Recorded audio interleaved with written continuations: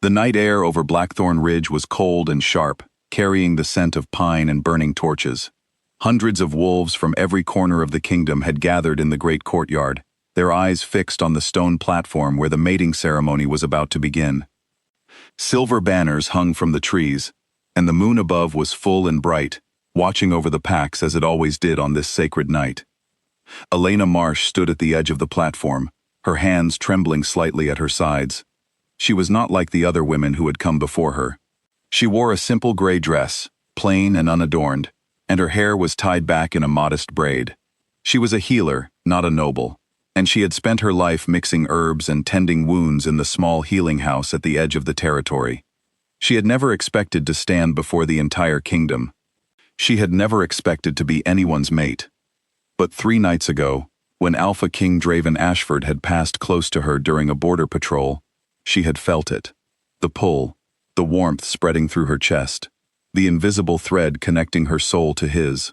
She was his fated mate, marked by the moon goddess herself, and there was no denying what her body and heart already knew.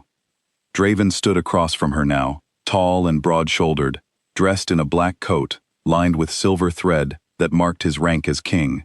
His jaw was tight, his eyes cold.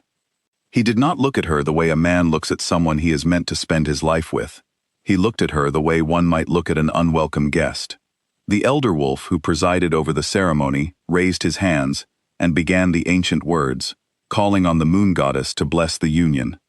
The crowd fell silent, waiting for the king to speak his acceptance, as tradition demanded. Draven did not speak the words. Instead, he stepped back from the platform, his lip curling in distaste.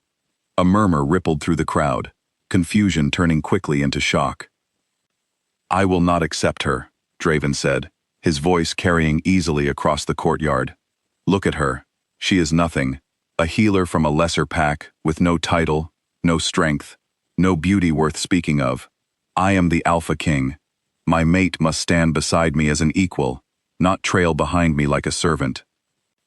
Elena felt the words strike her like physical blows. Her chest tightened, and for a moment she could not breathe. Around her she heard gasps, whispers, the shifting of hundreds of feet as the crowd reacted to what they were witnessing. Rejection of a fated mate was rare. It was considered one of the gravest insults a wolf could commit, a direct challenge to the will of the moon goddess. But no one moved to stop him. No one dared question the king. Draven turned his gaze toward the front row, where a beautiful woman in a deep red gown stood watching with a satisfied smile. Selene Cross, daughter of a noble house, known throughout the kingdom for her sharp beauty and sharper ambition. "Selene Cross is the woman fit to rule beside me," Draven announced. "Not this healer." Selene stepped forward gracefully, taking her place beside the king as though she had always belonged there. The crowd, stunned into silence moments before, now began to whisper among themselves, some in shock, some already bending toward the new arrangement, simply because the king had willed it so. Elena stood alone on the platform. Her eyes stung, but she refused to let the tears fall in front of so many watching faces. She lifted her chin, and though her heart felt as though it had been torn in half, she did not beg. She did not argue. She simply stepped down from the platform, the crowd parting around her as if she carried some kind of sickness, and walked back toward the healing house without a single word. Behind her, she heard Draven's voice ordering the ceremony to continue, as though nothing of consequence had happened at all. That night, Elena sat alone in the small wooden house that served as her home and her clinic. Dried herbs hung from the rafters above her, and the only light came from a single candle flickering on the table. She pressed her palm against her chest, where the mate bond still pulsed faintly, aching with a rejection that would never fully heal. The bond was not broken, not entirely, but it was wounded, and she now carried a piece of that wound with her always. She did not cry, not because she felt nothing, but because she had learned long ago that tears rarely changed anything. Instead, she reached for her herbs and began preparing remedies for the morning, the way she always did. Work had always been her comfort. It would have to be enough now, too. Word of the rejection spread through the kingdom within days. Some pitied her. Some mocked her, saying she had never truly belonged among wolves of higher standing anyway.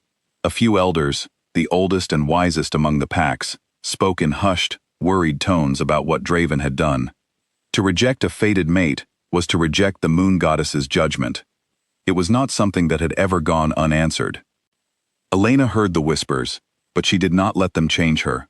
Every morning, she opened the doors of the healing house and tended to whoever came seeking help, whether they were highborn or common, whether they had mocked her or defended her. A child with a fever, an old wolf with an aching leg, a young warrior injured during training. She treated them all with the same steady hands and the same quiet kindness, asking for nothing in return but the chance to help. Weeks passed. Draven ruled beside Selene, who quickly began asserting her influence over the court. She wore the finest furs, commanded the largest feasts, and spoke to the other nobles as though she had already been crowned queen. Draven seemed pleased with her, proud even, showing her off at every gathering as proof that he had chosen correctly. But something strange began happening in the kingdom. The harvests, once abundant, started failing in patches no one could explain.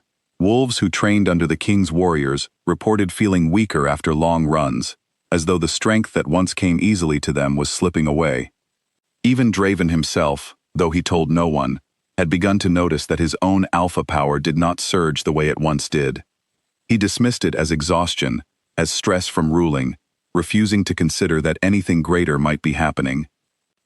Elena noticed none of this, focused only on her work. She did not seek out gossip about the king, nor did she wish him ill. Despite everything, some quiet part of her still hoped he would find peace, even if that peace no longer included her. Then came the night of the blood moon ceremony, the most sacred night in the kingdom's calendar, when every pack gathered beneath the full crimson moon to renew their oaths to the moon goddess and to their king. Bonfires lit the courtyard, elders chanted ancient blessings. Draven stood at the center of the gathering, dressed in his finest ceremonial robes, ready to receive the goddess's blessing as kings before him always had. Elena stood near the back of the crowd, as she always did, quiet and unnoticed among the healers and common folk. She had not wanted to attend, but tradition required every wolf in the kingdom to be present. The elder began the ancient invocation, calling down the goddess's light to bless the king's reign for another year. The moon above blazed brighter, and a column of silver light began to descend toward the platform, just as it always had in ceremonies past. But this time, the light did not touch Draven. It swept past him entirely, moving through the crowd like a searching hand, until it found Elena standing quietly among the healers.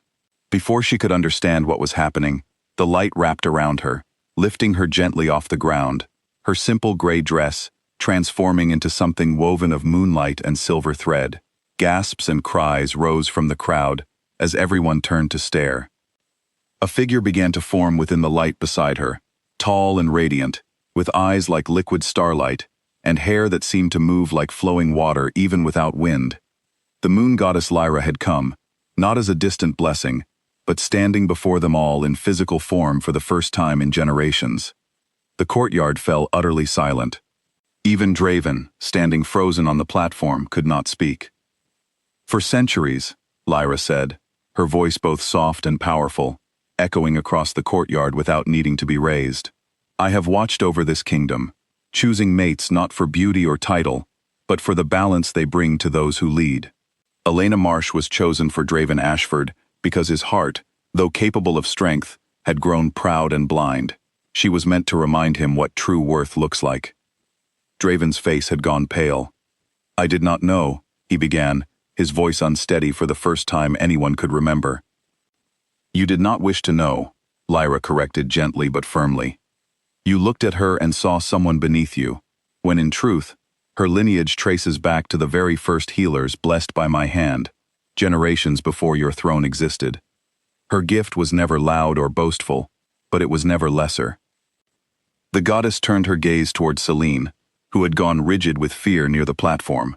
"And you," Lyra continued, "have spent months feeding the king's pride with quiet whispers and subtle charms, weakening his judgment further for your own gain." Selene tried to protest, but no words came. The truth of it was already written plainly on her face. "Your influence ends tonight," Lyra said. "You will leave this kingdom and trouble it no more." Two warriors, moving as though guided by an invisible command, stepped forward to escort Selene away. She did not resist. There was nothing left to fight for. Lyra then turned back to Draven, her expression neither cruel nor entirely without mercy. A king who cannot see worth beyond appearance does not deserve the strength granted to protect his people. That strength was never truly yours. It was lent, through the same bond you cast aside. A visible tremor passed through Draven's body, and the crowd watched as something unseen but deeply felt left him, his broad shoulders sagging slightly, as though a weight both literal and invisible had shifted. He did not fall, but he swayed, and for the first time in his life, King Draven Ashford looked uncertain. "You may earn it back," Lyra said, softer now. "Not through words, not through apologies spoken for show, through service, through humility. Through proving, day after day, that you understand what you nearly destroyed." The goddess turned to Elena, still held gently within the light beside her, and her expression warmed. "You never sought revenge, even when you had every right to want it. You continued to heal, to give, to care for a kingdom that had cast you aside. That is why you were chosen, and that is why you remain chosen, whether he stands beside you or not." The light began to lower Elena gently back to the ground. As her feet touched the stone platform, the crowd, which had stood frozen throughout the goddess's words, began to bow, not toward Draven, who stood pale and humbled at the center, but toward Elena, who stood quietly at the edge, exactly as she always had. Draven stepped down from the platform on unsteady legs and crossed the distance between them. He did not command her forgiveness, nor did he expect it. Instead, he knelt before her, right there in front of the entire kingdom, his head bowed. "I was wrong," he said, his voice barely above a whisper, yet carrying clearly in the silent courtyard. "I let pride blind me to something real. I do not ask you to forget what I said. I only ask for the chance to become someone worthy of standing beside you, if you will allow it." Elena looked down at him for a long moment. The pain of that night on the platform had not vanished completely, and she knew it would take more than one kneeling king to heal it. But she also saw, for the first time, real humility in his eyes, something that had not been there before. "Actions will tell me what words cannot," she said quietly. "Show me who you truly are, not for the kingdom watching tonight, but for the days when no one is watching at all." It was not a full forgiveness, and it was not a promise of love restored. But it was a beginning, honest and unforced, exactly as the goddess had intended. As the crowd slowly rose from their bows, murmurs of amazement rippling through the courtyard, Elena turned and walked back toward the healing house, just as she had every night before. But this time, the kingdom watched her differently. They saw, at last, what the moon goddess had always known. Her worth had never needed his approval.